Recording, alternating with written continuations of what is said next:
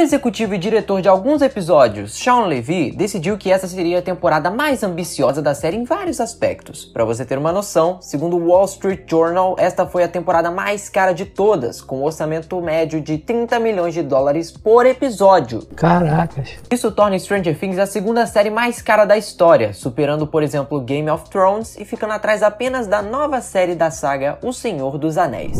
Os protagonistas da série, mais especificamente essas criancinhas fofas, tinham entre 11 e 12 anos quando a série estreou lá em 2016. Os atores correspondiam à idade de seus personagens, porém, devido ao longo intervalo de tempo entre as temporadas, os intérpretes cresceram e ficaram um pouco à frente dos personagens na idade. A quarta temporada se passa em 1986 e os personagens têm aproximadamente 14 anos de idade. Mas olha só a idade real dos atores hoje. Millie Bobby Brown tem 18 anos, Finn Wolfhard tem 19, Noah Schnapp tem 17, Gaten Matarazzo está com 19 anos, Caleb McLaughlin com 20 e Sadie Sink com 20 também. Ainda bem que os irmãos Duffer já prometeram que a quinta temporada vai ter um salto temporal. Um dos primeiros flashbacks da quarta temporada nos mostra uma versão muito jovem de Eleven. Quando ela estava no laboratório de Hawkins, ela tinha cerca de 8 anos de idade, e para captar essas cenas fundamentais para a trama, eles usaram uma dublê, a pequena atriz Martin Blair. E com a ajuda do CGI, eles incorporaram a face de Millie Bobby Brown nela, e também deram uma rejuvenescida.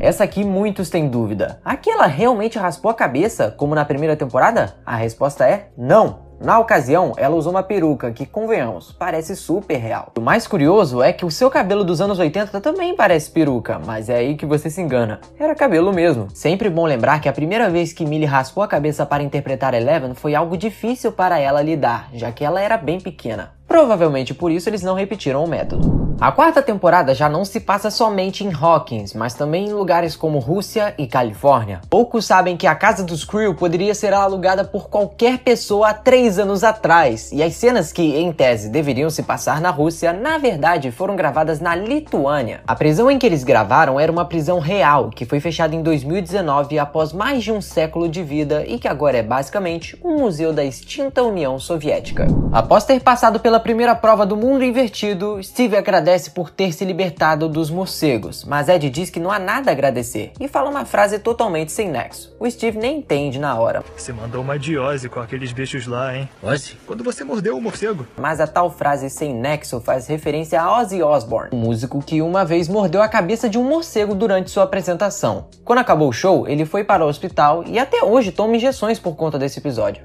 Crianças, por favor, não façam isso em casa. Hellfire Club, o nome que dão ao grupo liderado por Ed, existiu na vida real. O primeiro foi fundado em 1718 pelo Duque de Wharton e era exclusivo para a alta sociedade britânica. 262 anos depois, ou para você que não gosta de fazer contas, em 1980, temos um grupo de mesmo nome criado pela Marvel Comics, formado por supervilões que rivalizam com os X-Men. Se você tá triste com a quarta temporada chegando ao fim, eu te trago boas notícias. A primeira é que os episódios do volume 2 serão mais longos que os do volume 1.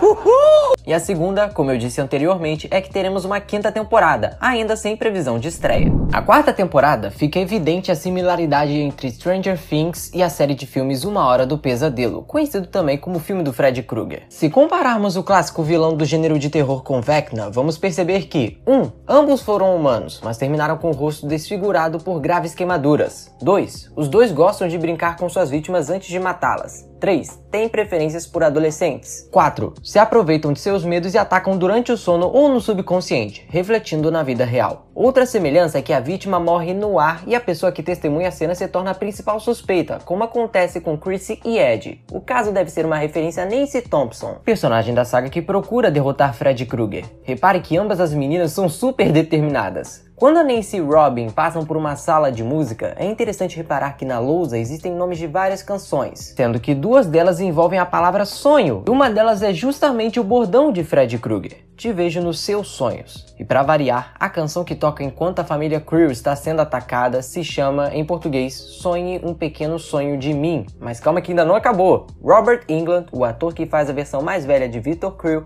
é também o intérprete de Freddy Krueger. E olha só isso, quando vemos ele na cela, a primeira coisa que ele faz é arranhar a mesa com as unhas, exatamente como fazia como Fred. Não bastando tudo isso que eu citei, Dustin menciona o personagem para falar da similaridade entre os ataques dele e de Creel.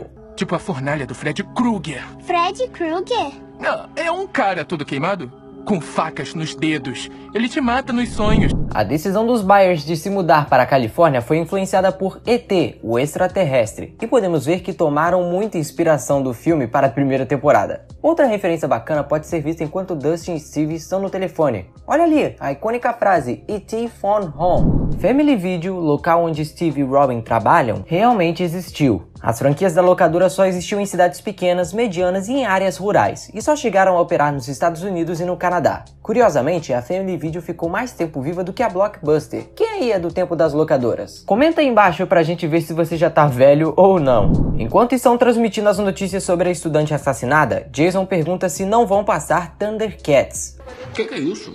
Achei que a gente fosse ver Thundercats. O desenho foi lançado em 1985, um ano antes da cronologia dessa temporada, e naquela época era transmitido aos sábados de manhã. Hoje, ele é reconhecido por muitos como um clássico.